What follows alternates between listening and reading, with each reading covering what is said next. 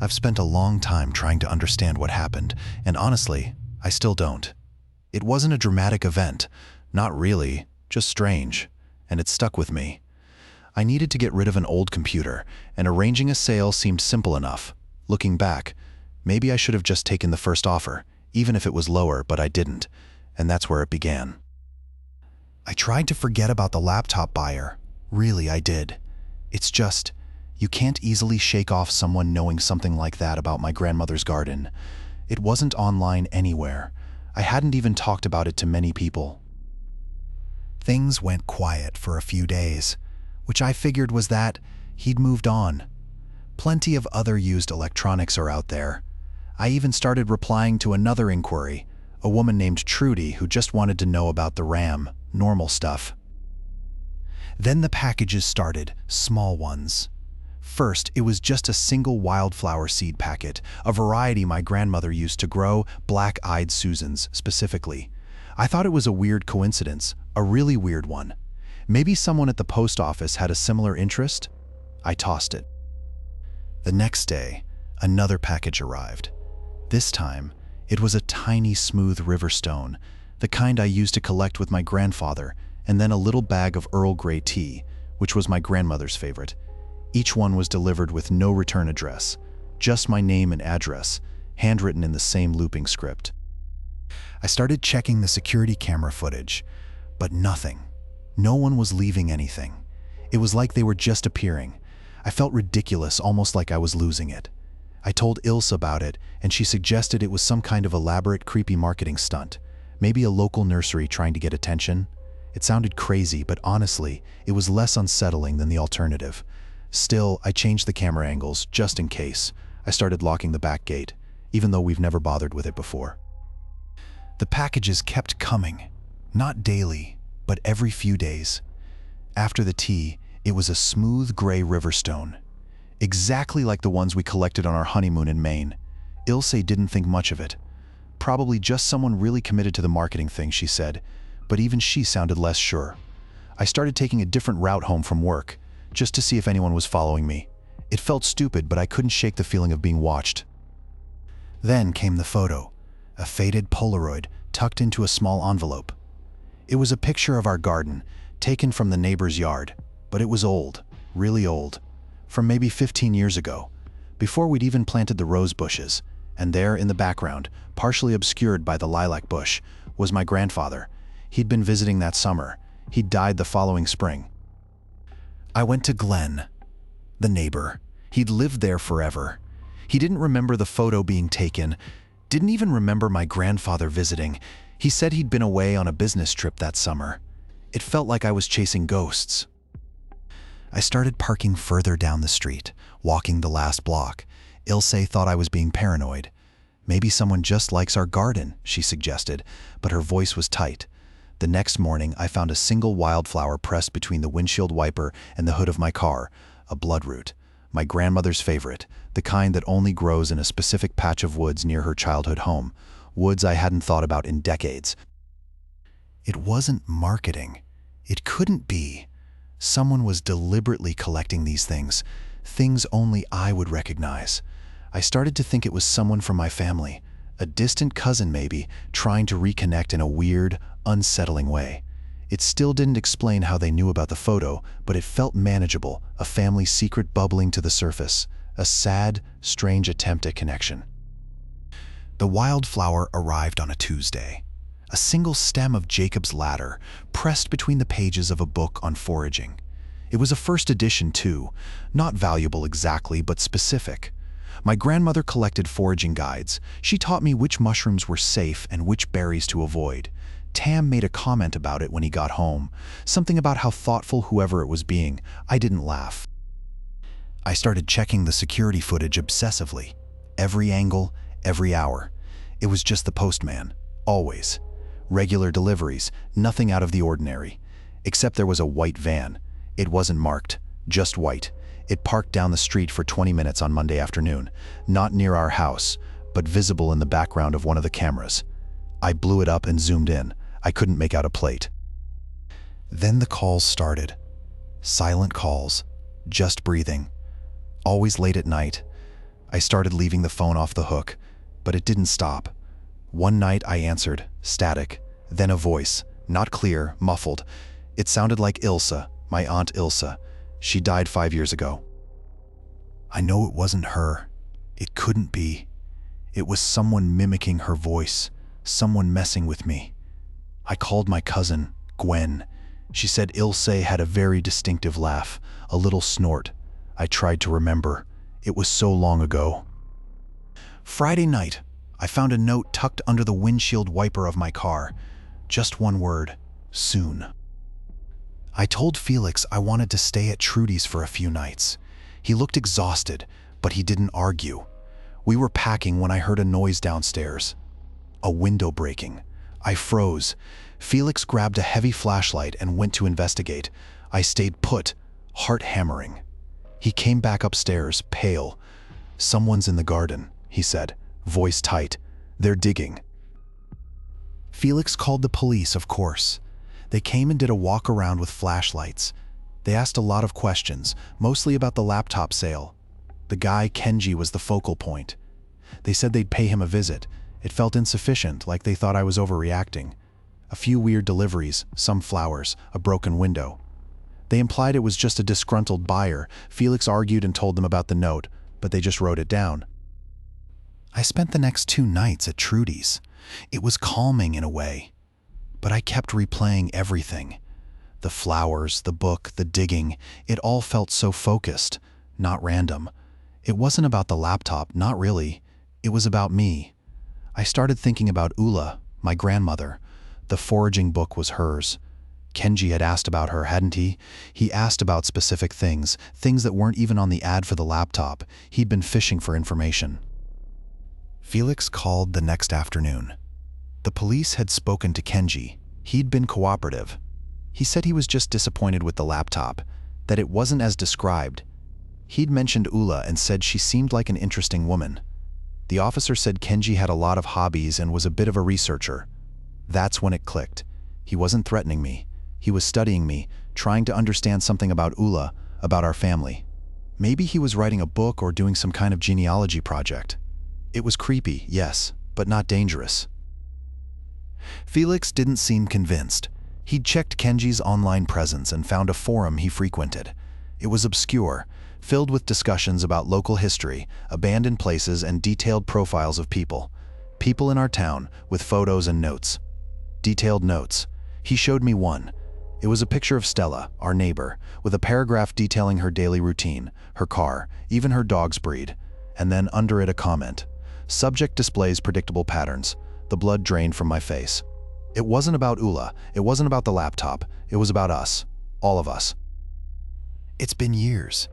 I still think about it, not constantly, but it flares up. A certain type of car, a chipped mug that reminds me of Trudy from the diner. The way someone pauses before answering a question, things like that. We moved, eventually, not right away, but 1 year after everything with Kenji. Felix insisted, saying he couldn't shake the feeling. The police never found anything concrete linking Kenji to the digging.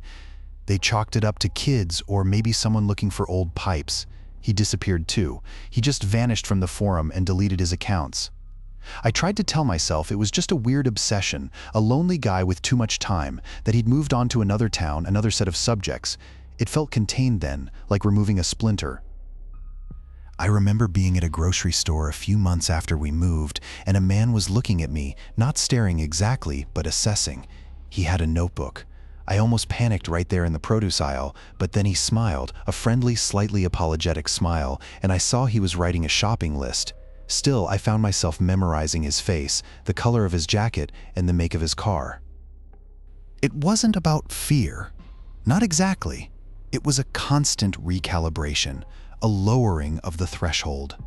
Before all of this, I would have assumed someone was just being polite, or lost, or harmless. Now, I automatically layer on a second, third possibility. A reason why they're looking, why they're asking, why they're there. I still check the locks twice, every time. Even if I just stepped outside for 1 minute to get the mail. It feels prudent. It feels like a normal thing to do, and maybe after everything it is. I'm in the kitchen now, making coffee. The back door is locked. I just checked it again, and I will when I leave, just to be sure.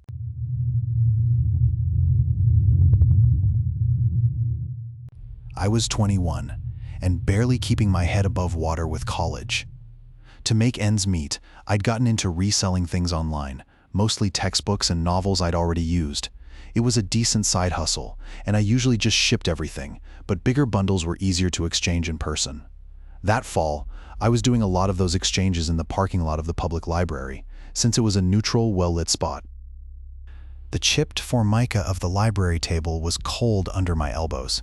Tuesday afternoons were always slow, mostly returns, and a few people using the computers. It was good for listing stuff, good for quick sales.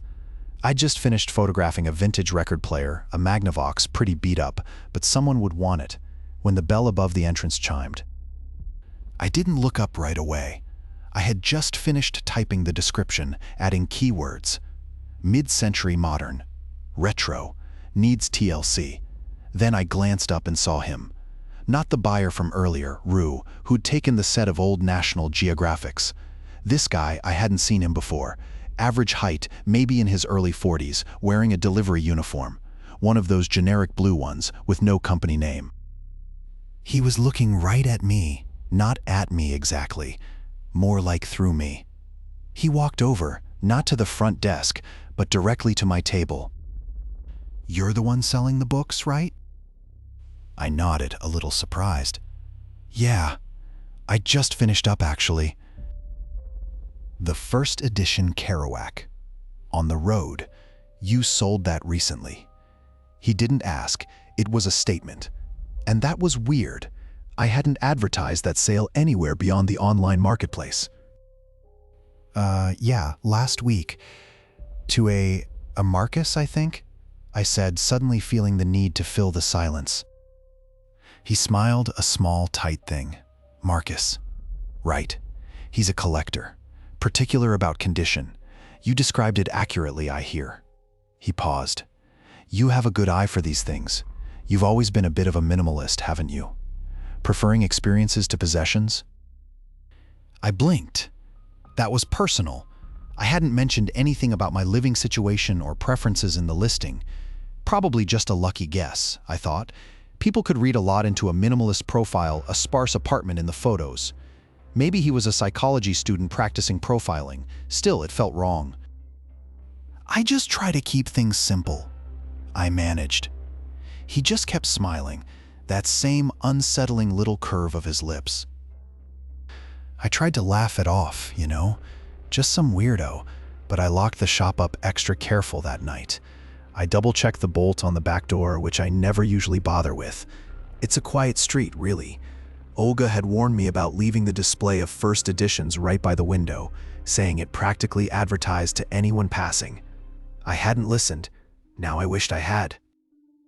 The next day, I decided to drive the long way around to Rue's Bakery for my coffee.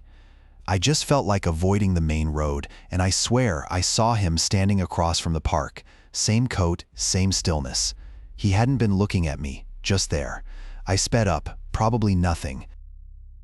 Then my phone died, completely dead. I'd charged it the night before, and when I got to the bakery, Mona said my usual order hadn't been placed online, which is how I always do it. Didn't get a notification, Edison, strange. I always order the same thing, always. That's when I started really getting spooked. I drove back to the shop, thinking maybe I'd accidentally canceled it, but the shop's landline was dead too. Just a dial tone, which never happens. We have a really good service. I thought maybe there was some kind of outage, a problem with the whole network. But then I remembered the man asking about the Stoker First Edition, the one I'd advertised on that obscure online forum, the one I didn't list in the shop. He knew about that. He knew too much. Maybe someone from the forum had been watching me, following my deliveries, a disgruntled buyer or something. It felt contained, local. The delivery notification pinged on my laptop, finally. After 3 days of nothing showing up, despite the confirmation email, it was a small package, the sender listed as Rue Interiors. I didn't recognize the name. I hadn't ordered anything for the shop. I almost ignored it, figured it was a mistake. But then I remembered the landline still being dead and the phone signal patchy at best. Something felt off.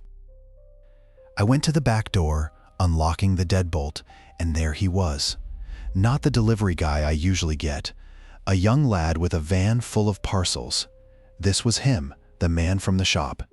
He was holding a small padded envelope, looking at me with that same unsettlingly calm expression. "Package for Marcus?" he asked, tilting his head. It wasn't a question, really. More of a statement. Yes, that's me. I was suddenly very aware of the shop being quiet, the street empty. Olga usually walks her dog past around this time. There was no sign of her. Rue Interiors. Interesting choice. He said it like he knew exactly what was inside. They specialize in restoration, don't they? Bringing old things back to life. He paused, handing me the envelope. His fingers brushed mine, and it felt cold. I took the package, glancing down at it. There was no return address beyond the Rue Interiors label. "I didn't order anything from them," I said, my voice sounding thinner than I intended. "Perhaps someone else did. A gift, maybe, from a secret admirer?" He smiled, a slow, unnerving curl of his lips. He'd been watching me, checking the shop. This wasn't about the book, it was about me. A former customer, maybe. Someone I'd forgotten. A particularly unpleasant interaction years ago. It had to be something like that. "Right?" I said, forcing a nod. "Well, thank you." He didn't leave, he just stood there, blocking the doorway. "Don't take too long opening it, Marcus. Some things are best discovered quickly." Then, he was gone. He just walked away, disappearing around the corner. I didn't see a vehicle. I didn't hear one. I stared at the package, a knot forming in my stomach. I didn't want to open it. I didn't want to know what was inside, but I had a feeling I already did. I just left the package on the kitchen table. I didn't touch it for hours. I made some coffee, and I tried to watch TV. Everything felt wrong, like the air was thick. I kept checking the windows and the doors. I called Ruben, my neighbor, but he was at a conference. I left a message. I just said I felt uneasy and wanted to know if he'd seen anyone strange around. He always notices things. Finally, I opened it. It was a book, an old leather-bound thing. It wasn't the kind of thing you just find in the mail. I flipped through it. The pages were blank, completely empty. Then I saw it. Tucked inside the back cover was a small folded piece of paper, a receipt. It was from Jules' Rare Books. Jules was the guy I'd sold my first edition of The Shadow over Innsmouth to last month. I remembered him being intense, a collector. He'd asked me a lot of questions, not about the book itself, but about me. He asked where I lived and what I did. I'd brushed it off as enthusiasm. I called Jules, but there was no answer. I left a message asking if he'd sent the book. It felt stupid, but I had to ask. I decided to go over to Rue's hardware store. Ada works the counter, and she's known me forever. I told her about the delivery, the man, and the book. I told her how he knew my name. She listened and frowned. "Marcus, that's odd. Really odd. Are you sure you haven't had any other strange interactions lately?" I told her about Jules and the questions he asked. "Maybe he's just a really dedicated buyer," she said, but she didn't sound convinced. She offered to call Ward, her brother. He's a retired detective. I said yes, maybe a fresh pair of eyes would help. Within 1 hour, Ward was at my house. He looked at the package, the book, and the receipt. He asked me to describe the delivery man, and I did. Then he asked me about my online sales, every single one, every item. He wanted to know everything. He kept saying it was about building a profile. He said it sounded like a very targeted scam, a really elaborate one. He said he'd look into it. He seemed so confident. I felt a little better, a lot better actually. Maybe it was just a scam. Ward called a couple of times after that, always leaving messages. He said he'd checked with some old contacts and run some names, but nothing. No match for the delivery guy. He sounded frustrated, I guess, like he'd hit a wall. I stopped answering. I didn't want to talk about it anymore. I started leaving the curtains closed, even during the day. It wasn't a conscious decision, just easier. I tried to get back to my collecting, but it wasn't the same. Every time I listed something online, I'd check the buyer's profile obsessively, looking for anything at all. I started using a P.O. box for deliveries. It felt ridiculous, but I couldn't shake the feeling of being watched. It wasn't a fear of being robbed, not exactly. It was something else, like someone was cataloging my life. I hadn't seen the delivery man again, not directly. But then, 2 weeks later, I was at Ruse getting some screws. Ada was behind the counter. She said, "Olga told me she saw a man hanging around your property last week. Said he was sketching. Sketching, that's what she said." I hadn't spoken to Olga in months. She lives down the road and keeps to herself.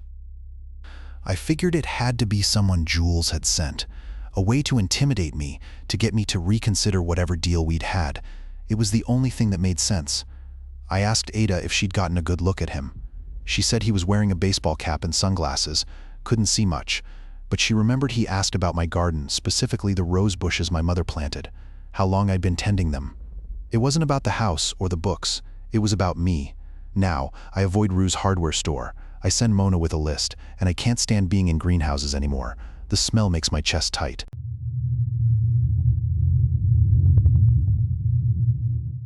I was 22 and working the morning shift at a coffee shop, the kind perpetually full of students cramming for exams or just needing a quiet place to be. It wasn't glamorous, but the routine was good, and I needed the money while I figured things out after graduating. Mostly, it was just endless cycles of grinding beans, steaming milk, and trying to remember everyone's complicated orders. I'd even listed my old bicycle online, hoping to make a little extra cash on the side. The rush slowed around 3. That's when I finally had a minute to actually lean against the counter and scroll through Marketplace. I'd sold the bike yesterday, a trek I barely used, to someone named Yates. He seemed normal enough. He asked a couple of questions about the gears, paid cash, and rode off. I'd even helped him load it onto a roof rack. Now I was looking for a used bookshelf. That's when I noticed him again, the sugar guy. He was sitting at the corner table, the one by the window, and he was arranging the napkins, not folding, not stacking neatly. He was separating the plies, peeling them apart, then lining them up, one single layer against the next, overlapping them by exactly half an inch. It took a long time. He wasn't drinking anything, just napkins. I thought maybe he was some kind of architect or an engineer, someone who needed that kind of precise, repetitive motion to think. It's a college town. You see all sorts here. I tried to focus on the bookshelves, but my eyes kept drifting back. He hadn't looked up once since I noticed him. Rosie came over. "Slow day, huh?" "Yeah," I said, trying to sound casual. "Just that guy over there is being weird with the napkins." Rosie glanced over. "Oh, that's been going on for 20 minutes. I figured he was just having a rough day. People do strange things." He finally stopped with the napkins and looked up. Not at me exactly, but past me, like he was looking at something on the far wall. Then he smiled, a small, tight smile, and went back to the napkins. I shivered. It wasn't a friendly smile. It was observant, like he was confirming something. I started to feel like I was the one being studied, not him. I kept glancing at the door after that. Every time someone came in, I'd quickly check if it was him, the sugar guy. It wasn't, but it felt like waiting. Stupid, I know. It was a Tuesday, usually pretty slow. I was wiping down the counter when I saw Yates. He was walking past the window, heading towards the hardware store. That was odd. He'd bought the bike to get to the hardware store, he'd said, but he'd been walking, and he hadn't been carrying anything. Then I saw the car. A dark blue sedan parked across the street, engine running. I hadn't noticed it before. No one was inside, but it was pointed right at the coffee shop.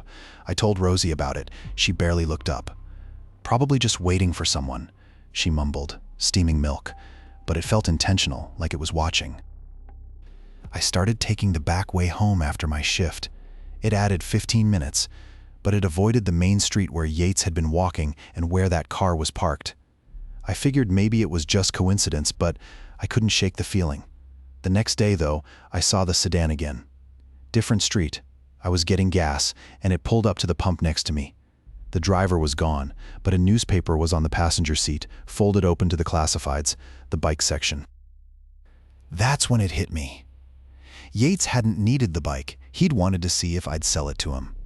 It was a test, some weird, messed up test, and I'd passed, or failed. I don't know which. I started looking at everyone differently, trying to figure out who was watching, who knew what. It wasn't about the bike anymore. It was about me. I needed to get out of town. Just gone. Packed a bag, mostly clothes, a few tools from the shed. Didn't even think about money. Just grabbed what was in the cookie jar. Stupid, I know. Drove to the highway, aiming for, I don't know, anywhere. Just west. The blue sedan was there, again. Not right behind me, but a couple cars back, keeping pace. I sped up, trying to lose it in the flow, and it sped up too. That's when the panic really set in. It wasn't aggressive, not tailgating or flashing lights, just persistent, like a shadow. I pulled over, pretended to check a map. It passed me. Good. I waited, counted to 60, then got back on the road. There it was, further ahead, same position. I started seeing things, patterns, every exit ramp. Someone was watching, not overtly, just present.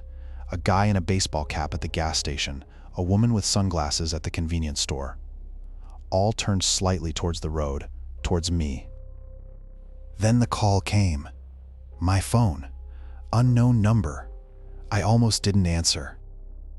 Hello? Static, a beat of silence. Then a voice flat and neutral. Mr. Boyd? Your mother called. She's worried. My mother hadn't spoken to me in months. We had a falling out. A big one. What? The line went dead. I pulled into a diner, a greasy spoon with chipped Formica tables. Needed coffee, needed to think. Maybe this was some kind of elaborate prank, a twisted attempt to get me to go home. It didn't make sense, but it felt directed, like they were pushing me, guiding me somewhere. As I sat there, I noticed a man at the counter, watching me. Not staring exactly, but his eyes kept flicking my way. It was Glenn, the mechanic from down the street. What was he doing here? He gave me a small, almost apologetic smile, then quickly looked away.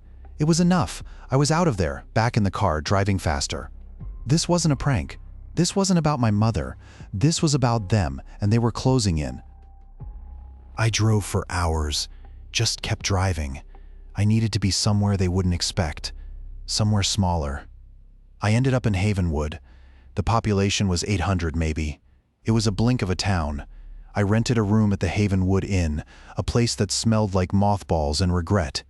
I figured if they were tracking my car, a change of scenery would throw them off. I tried to act normal.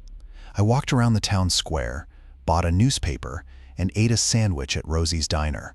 Rosie herself was intense. She watched me while I ate, not in a threatening way, but like I was a particularly interesting specimen. She kept refilling my coffee. The newspaper. That's where I saw it. It was a small article on page 7. There was a picture of the old bike I sold, the blue Schwinn. The headline read, "Local collector's rare find stolen." Stolen, but I sold it. I remember selling it to a guy at the gas station. He was tall and quiet. Boyd, I think his name was. Then I saw the location mentioned in the article. It wasn't a collector's home or a warehouse. It was the Blackwood Research Facility. I'd driven past it, just outside of town, a couple of times. It was fenced off, had security cameras, and was that kind of place. Boyd took the bike there. It wasn't about the bike, was it? It was about where it was going. I called the police, reported the theft, and gave them Boyd's description. They didn't seem overly concerned. They said, "Just a bike, sir."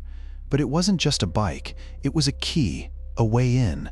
They must be running some kind of operation there, something illegal, and I somehow got tangled up in it. I should have left Havenwood. I should have kept driving, but I felt compelled to stay. I needed to know what was going on inside those fences. That was a big mistake. I felt a pair of eyes on me, even before I saw Yates leaning against a car across the street. He hadn't said a word. He just watched. It's funny, the things you forget, or maybe not forget, exactly, just compartmentalize. I haven't been back to Havenwood, obviously not even driven close. But I still think about Rosie at the diner and Yates always leaning. I used to replay it, trying to figure out who they were working for. Some private security firm protecting the facility, industrial espionage. It made a kind of sense the way they seemed to know things. Like when I asked Rosie about Glenn, the mechanic, and she just stopped wiping the counter. Her whole body went still. I convinced myself it was something like that for a long time, a corporation protecting its secrets, until I started noticing the little things, the way my mail would be rearranged, not stolen, just shifted around, or the times I'd swear I saw the same car, a dark blue sedan parked a block away in 2 or 3 different cities, and then there was Cassie.